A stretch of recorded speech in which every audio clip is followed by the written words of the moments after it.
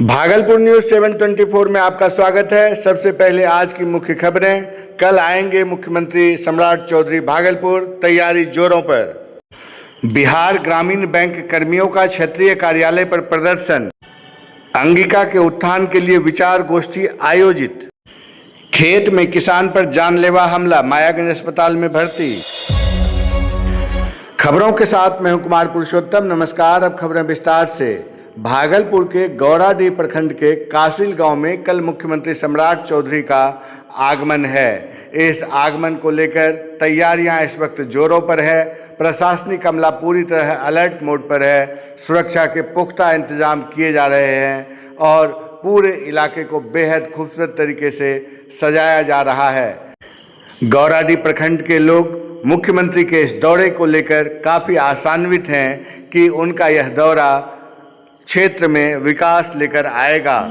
मौके पर मौजूद पंचायत समिति सदस्य राजीव कुमार कहते हैं, नहीं, अच्छा लग रहा है कि हमारे माननीय मुख्यमंत्री महोदय इस कासिल के पावन धरती पे आ रहे हैं और पूरा क्षेत्र में उत्साह है। बहुत लोग को ये खुशी हो रही है कि मुख्यमंत्री बनने के बाद पहली बार इस धरती पे आ रहे हैं। लोग देखने के लिए, सुनने के लिए बहुत व्याकुल है कि माननीय मुख्यमंत्री महोदय आ रहे हैं। और क्या उम्मीदें हैं सीएम? उम्मीद तो हमेशा लगी रहती है, लेकिन हम लोग को जो स्थिति है कि यहाँ से पहले शिक्षा की कमी थी तो वह अब तो पूर्ण हो जाएंगे। एक सबसे बड़ी जो दिक्कत है कि हमारे क्षेत्र में मजदूरों का जो पलायन हो रहे हैं, हम लोग का वह एक उम्मीद है कि एक औद्योगिक कुछ ऐसा बन जाए जिससे कि मजदूर भाइयों को यहीं पे रोजगार मिल जाए। ये हम लोग की सबसे बड़ी मांग है माननीय मुख्यमंत्री महोदय। क्या नाम हुआ आपका? राजीव कुमार, पंचायत समिति सदस्य सालपुर। बिहार ग्रामीण बैंक के क्षेत्रीय कार्यालय भागलपुर के समक्ष आज बैंक के कर्मचारी एवं अधिकारियों ने क्षेत्रीय प्रबंधक के कथित तानाशाही रवैये के विरोध में सामूहिक डेपुटेशन और प्रदर्शन किया। यह कार्यक्रम बिहार ग्रामीण बैंक एम्प्लॉयज़ फेडरेशन एवं ऑफिसर्स फेडरेशन के संयुक्त तत्वावधान में आयोजित किया गया।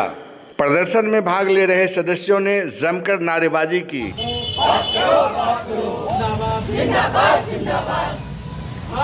नहीं चलेगी, नहीं चलेगी, नहीं।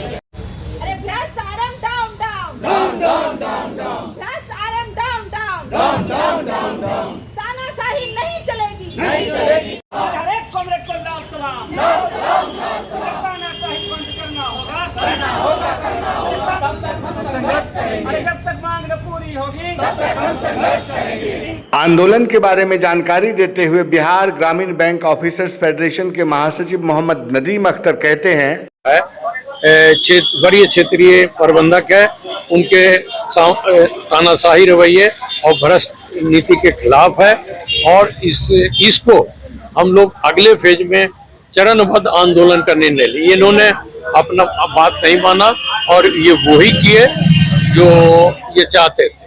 तो हम लोग जब तक ये चरणबद्ध जो आंदोलन हमने दिया है वो चरणबद्ध आंदोलन मेरा चलता रहेगा और हमारा जो आरोप था इन्होंने सिद्ध कर दिया। सिद्ध इसलिए कर दिया कि लगभग सारे यूनियन जो इनके मतलब पॉकेट यूनियन या जो भी, सब लोगों ने कहा कि भ्रष्टाचार हो रहा है, ये हम भी करेंगे। भले वो इधर नहीं आए, आके बैठे हुए हैं उन लोग उनकी रक्षा सुरक्षा में, जबकि मेरा पूरा ही शांतिपूर्ण आंदोलन है और फेडरेशन का इतिहास रहा है कि हम लोग जो है शांतिपूर्ण ही काम करते हैं। मेरे पास जो संवैधानिक अधिकार ट्रेड यूनियन राइट्स मिला हुआ है उसके तहत हम लोग जो है आंदोलन करते हैं, कर रहे हैं और ये चलता रहेगा जब तक हमारे 24 तारीख को मेरा जो है स्ट्राइक है यहाँ पे और मेरा नाम जो है नदीम अख्तर हुआ। इस अवसर पर ऑफिसर्स फेडरेशन के क्षेत्रीय सचिव आकाश आनंद, अध्यक्ष अरविंद कुमार, एम्प्लॉयज़ फेडरेशन के सचिव अजीत कुमार, अध्यक्ष राजकुमार सहित रितु सिंह, ऋचा ठाकुर, शालिनी सिन्हा, बेनजीर हसन, राम अवतार यादव, कुणाल कुमार, मुकेश कुमार, आनंद सागर एवं बड़ी संख्या में बैंक कर्मचारी मौजूद रहे। प्रदर्शन शांतिपूर्ण ढंग से संपन्न हुआ। अंग उत्थान आंदोलन समिति बिहार झारखंड के तत्वावधान में अंगिका और संविधान 8वां अनुसूची विषय पर विचार गोष्ठी आयोजित किया गया। निश्चय ही अंग प्रदेश की यह गौरवशाली भाषा आज भी अपने संवैधानिक अधिकार के लिए संघर्ष कर रही है।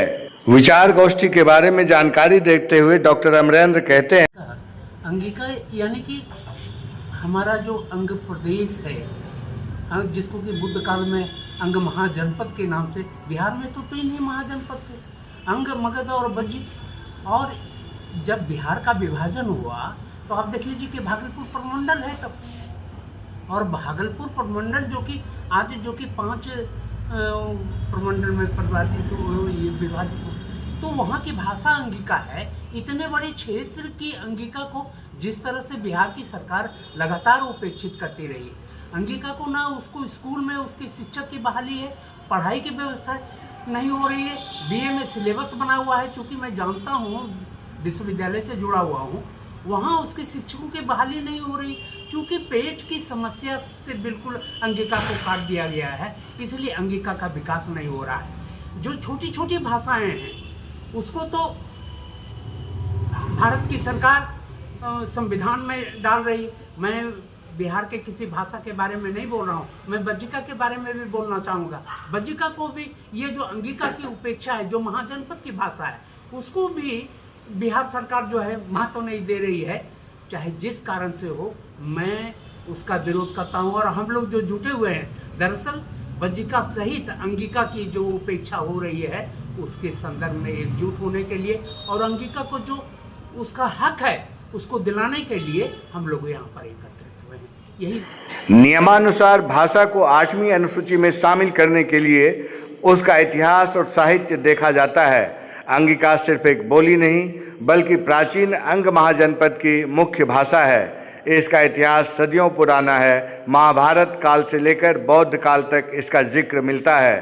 प्रसिद्ध बौद्ध ग्रंथ ललित विस्तर में भी इस लिपि का उल्लेख है।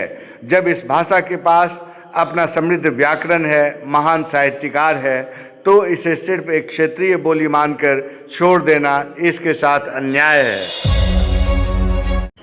भागलपुर जिले के शाहकुंड थाना अंतर्गत खैरा गांव के मोहम्मद अयूब को लाठी, डंडा, रॉड से मारकर गंभीर रूप से घायल करने का मामला सामने आया है। उनके पुत्र मोहम्मद अयाज जानकारी देते हुए कहते हैं, मेरा पापा बिहार को ट्रैक्टर जोताने, खेत जोताने गया था, तो मेरा पापा कुछ भी नहीं किया, ऐसे ही बिहार में था। नई मरर जो है उन्होंने जाके बहुत बुरी तरीके से मारा गया।